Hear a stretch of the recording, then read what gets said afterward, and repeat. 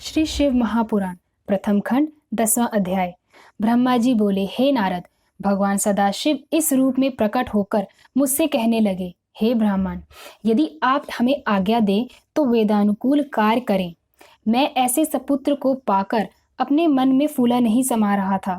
अस्तु, मैंने उनसे कहा, जब तुम जैसे मेरे पुत्र उत्पन्न हुए हैं तो मेरे संपूर्ण मनोरथ निश्चय ही पूर्ण हो जाएंगे। मैं वेद के अनुसार तुम्हारे जो 11 नाम हैं उन्हें बताता हूँ। मन्युमन, महर्षि, महान, शिव, कृतध्वज, उग्रेरता, भव, काल, वामदेव तथा धृतव्रत।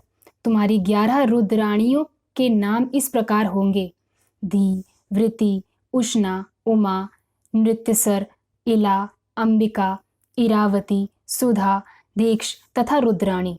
इनके अतिरिक्त रुद्र, महेश्वर, हर तथा जगदीश आदि तुम्हारे अनेक नाम और भी होंगे।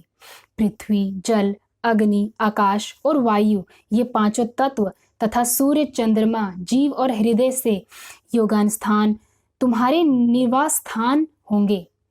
तुम अपनी पत्नियों को भी इन्हीं स्थान में अपने साथ रखो और संतान की उत्पत्ति करो, जिससे सृष्टि की वृद्धि हो।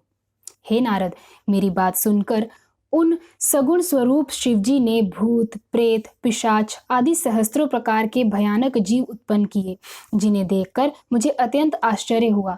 तब मैंने भयभीत होकर उनसे कहा, तुम इस संतान को इसी समय नष्ट कर दो तथा श्रेष्ठ पुत्र उत्पन्न करो। यह सुनकर उन्होंने उत्तर दिया, हे ब्रह्मण, जिन जीवों को बार बार जन्म लेना और मरना पड़े उन्हें हम उत्पन्न नहीं करेंगे। उन्हें तो आप ही उत्पन्न कीजिए, आप हमें भूलिएगा नहीं। यह कहकर शिवजी ने अपनी माया को मेरे ऊपर से हटा लिया। उस समय मैंने चैतन्य होकर अपना मस्तक दंडवत करने के हेतु उनके चरणों में झुका दिया। यह देखकर शिवजी ने मुझे ऊपर उठाते हुए मेरे मस्तक पर अपना हाथ फेरा। उस समय सनकादिक भी आकर शिवजी के चरणों में गिर पड़े और उन्हें दंडवत करते हुए स्तुति करने लगे।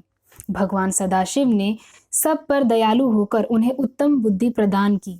तदुपरांत वे मेरे ललाट के मार्ग से गुप्त होकर अपने लोक को चले गए। हे नारद, हम 3 देवताओं में किसी प्रकार का अंतर नहीं है। अब मैं तुमसे सृष्टि का वर्णन पुनः करता हूँ। ऐसी ही कथाओं को सुनने के लिए मेरे चैनल को सब्सक्राइब करें, वीडियोस को लाइक और शेयर करें। धन्यवाद।